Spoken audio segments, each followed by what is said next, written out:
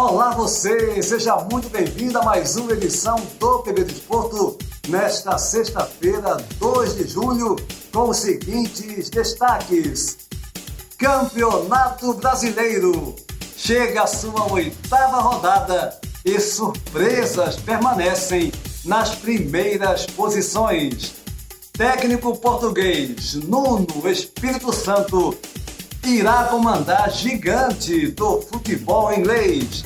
No quadro Personagens do Futebol, o Estádio de Munique, um dos mais imponentes dessa Eurocopa. No bate-papo do PB Desporto, Jorge Moraes em Maceió, Alagoas e Antônio Manuel Góes, no Rio de Janeiro, analisam a fase quartas de final dessa Eurocopa, bem como a situação preocupante do Grêmio e do São Paulo nesse Campeonato Brasileiro.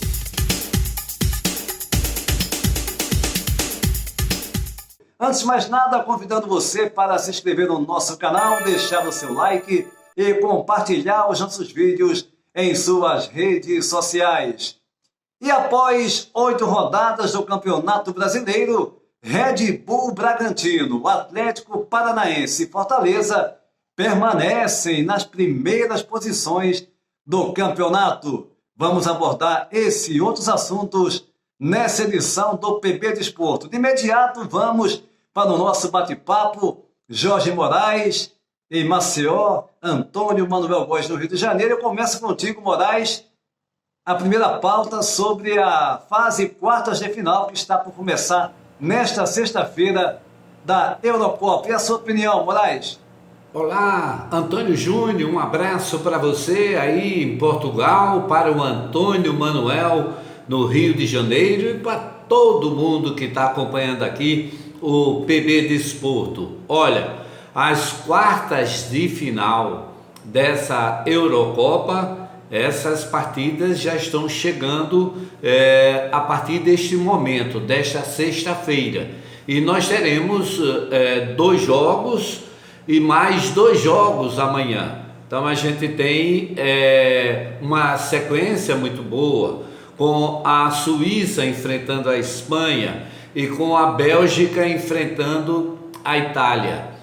Eu vejo aí como adversários difíceis, mas que a Espanha passa e a Itália vai encontrar um adversário complicado. A Bélgica pode até de repente tirar a Itália dessa final da Copa, mesmo que eu esteja gostando muito mais do futebol jogado pela seleção da Itália.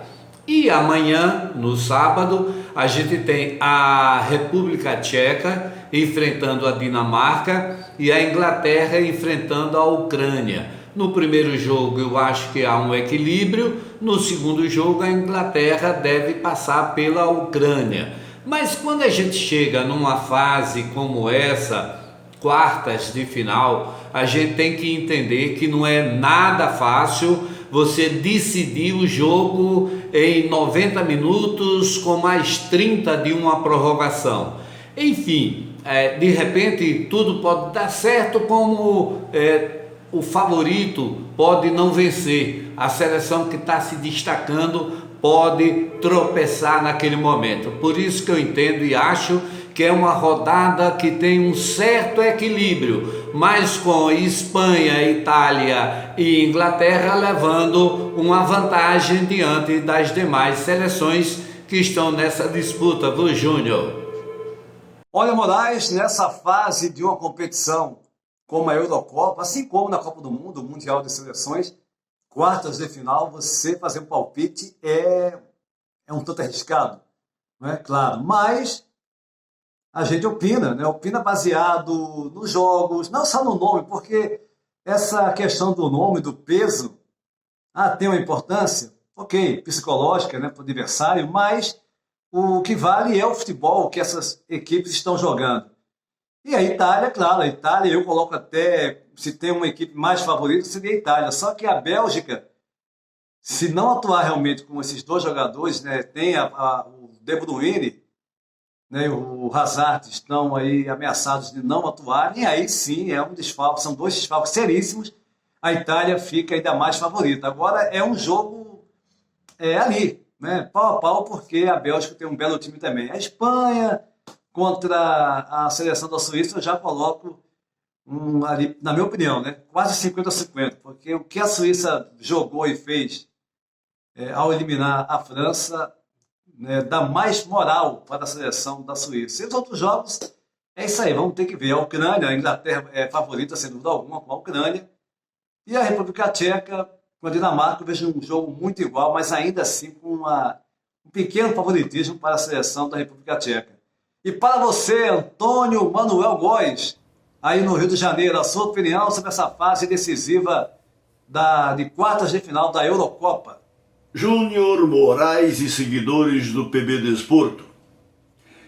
Independentemente do maior ou menor grau de dificuldade da ultrapassagem das oitavas para as quartas de final, teoricamente, todas as seleções que avançaram são potenciais candidatas ao turno semifinal da Eurocopa 2021. Entretanto, para além das expectativas em torno de Suíça contra a França e Espanha em cima da Croácia, que protagonizaram 2 jogaços no fecho da fase anterior, entendo que o confronto de Munique entre Bélgica e Itália, nesta sexta-feira, 16 horas de Brasília, é o mais emblemático desta etapa a ser concluída no sábado, com República Tcheca e Dinamarca, e Inglaterra e Ucrânia. Os belgas de Roberto Martínez enfrentam 2 problemas de controversa superação, a poucas horas do embate com os italianos de Roberto Mancini: as possíveis ausências do cérebro De Bruyne, com preocupante lesão no tornozelo, e do insinuante Hazard, as voltas com sério problema muscular.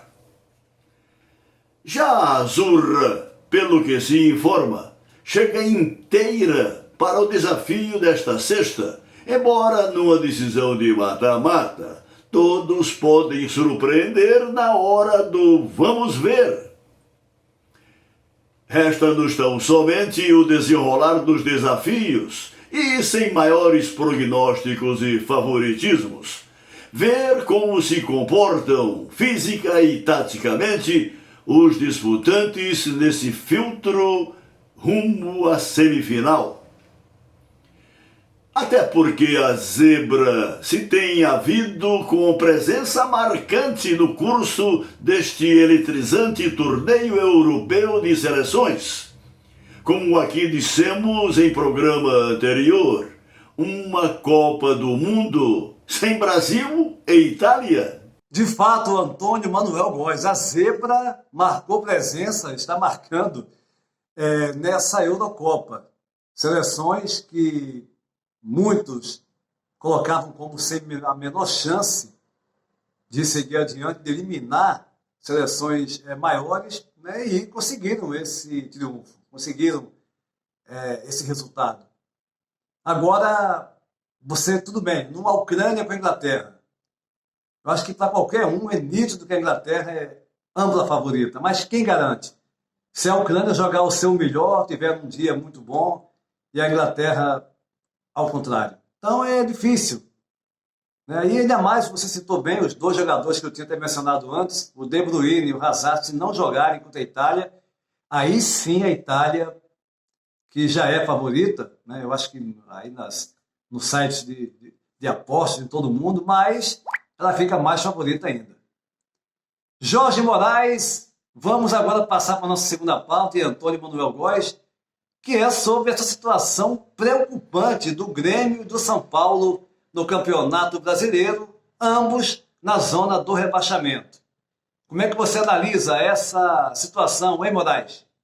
É verdade, Júnior, você tem razão quando coloca essa história da desculpa, né? Não, porque é começo, só que todo começo tem meio e fim.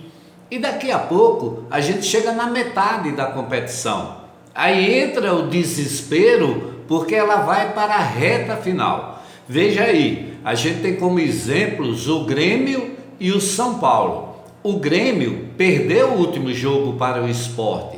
O São Paulo empatou o clássico contra o Corinthians em 0-0. As duas equipes estão lá embaixo na tabela da competição. O Grêmio chega a ser lanterna da Série A, da divisão especial do futebol brasileiro. O Grêmio, que é tradicional, o Grêmio é campeão.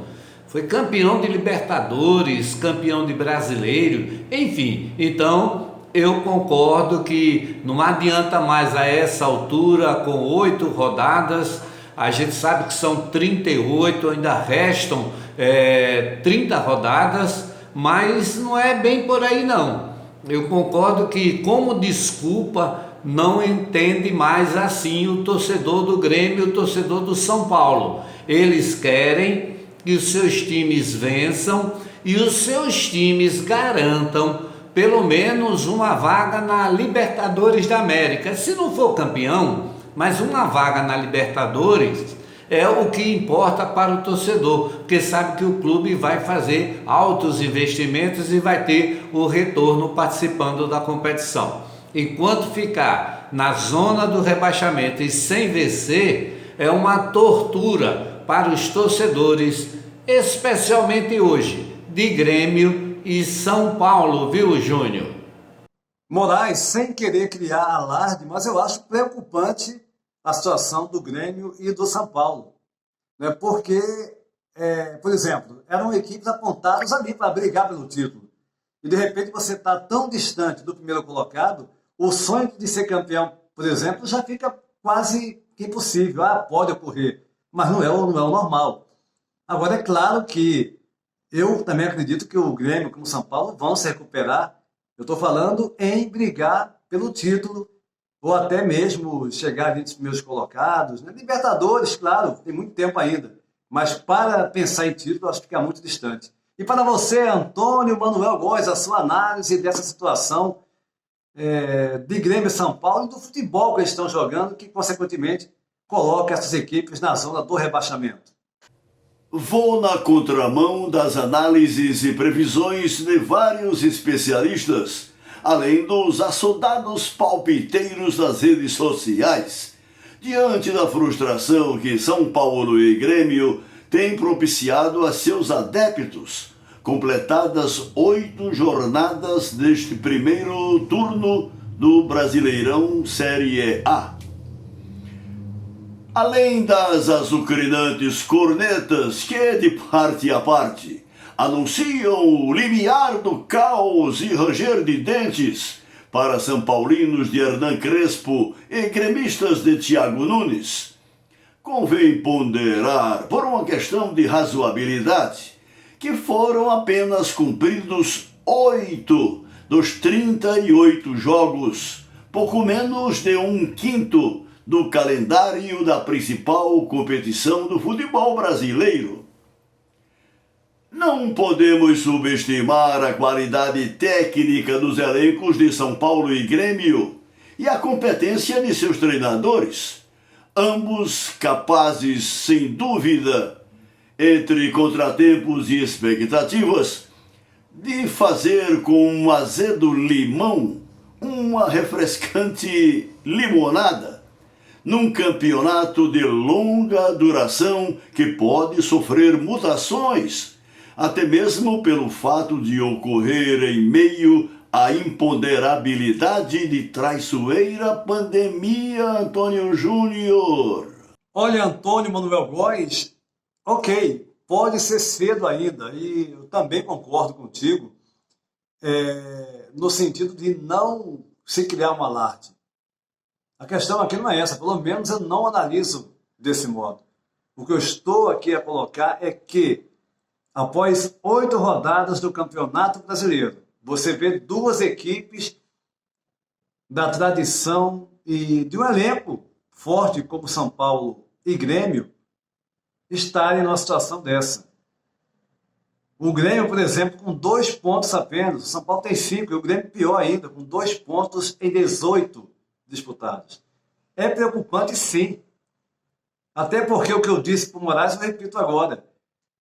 Pode ocorrer? Claro que pode, mas é muito difícil. Isso aí não precisa ser nenhum gênio do futebol, né, para você ter consciência que uma equipe que está na última colocação, com 2 pontos, ok, tem jogo a menos, mas pensar em ser campeão vai ter que acontecer um monte de coisas, né? Ela vai ter que começar a ganhar todos os jogos, vai ter que torcer para os outros tropeçarem que estão à frente dela. Então a situação não é alarde, é uma realidade. É uma questão lógica. Uma equipe com 2 pontos e mais, não jogando futebol convincente, assim como o São Paulo, o Grêmio e São Paulo, as duas, é complicado. Agora é lógico, na minha opinião, você não tem que chegar.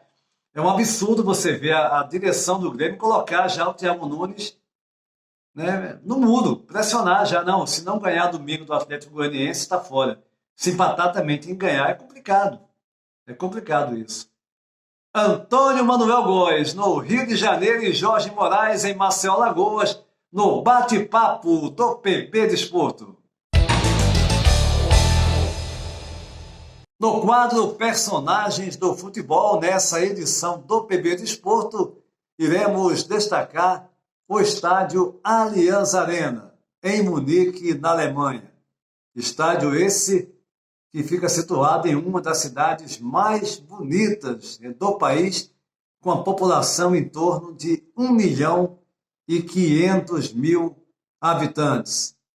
É nesse estádio que o Bayern de Munique, o multicampeão alemão, faz os seus jogos, né, quando tem um mando de campo, seja no campeonato alemão como em outras competições. Ele foi inaugurado no dia 30 de maio de 2005 e tem capacidade para 69.344 lugares. Nessa Eurocopa, o Allianz Arena já sediou 3 jogos na fase de grupo: França e Alemanha, Portugal e Alemanha e Hungria. E o último jogo pelas quartas de final, justamente nesta sexta-feira, entre Bélgica e Itália. O estádio que fica na cidade de Munique, que é considerada uma das capitais do futebol da Europa e definitivamente o centro futebolístico da Alemanha. Estádio Allianz Arena, o 10º estádio apresentado aqui no quadro Personagens do Futebol, e na próxima edição iremos destacar o último estádio, o estádio de Wembley, em Londres, na Inglaterra, que irá sediar a grande final da Eurocopa. Nas últimas do PB Desporto, falando do Campeonato Brasileiro, ou melhor, das equipes consideradas sensação, ou seria surpresas, nessas 8 rodadas iniciais da competição. Eu coloco como essa situação fruto da estrutura pelo qual esses 3 clubes possuem. O Red Bull Bragantino, né, tem a administração da Red Bull, que investiu 150 milhões de reais para essa temporada. Além do clube ter um bom CT, mas está por construir um novo CT, mais equipado, mais moderno, e também está prestes a começar a construção do seu novo estádio, num outro local, substituindo o atual, que é o Nabi Abichedi. O Red Bull Bragantino conta com um bom elenco, sob o comando do técnico Maurício Barbieri, e tem como destaque, sem dúvida alguma, o Claudinho, que foi eleito o melhor jogador da última edição do Campeonato Brasileiro. Da mesma forma, o Atlético Paranaense, clube que não é de hoje, tem uma ótima estrutura, possui um dos melhores estádios do país, a Arena Atlético, a Arena Furacão, e agora, sob o comando do Antônio Oliveira, o técnico português, vem fazendo ótimos jogos, são 6 vitórias já nessa edição do Campeonato Brasileiro, e, em consequência, está ali entre os primeiros, entre os 4 primeiros colocados. O Fortaleza também, outra equipe que desde a época do Rogério Ceni, o treinador atual do Flamengo, quando chegou lá, pediu uma melhor estrutura, fez algumas reivindicações, foi atendido. O clube tem um ótimo CT e agora também, há poucos meses, com o comando do técnico argentino Juan Pablo Voivoda, vem fazendo um ótimo campeonato brasileiro.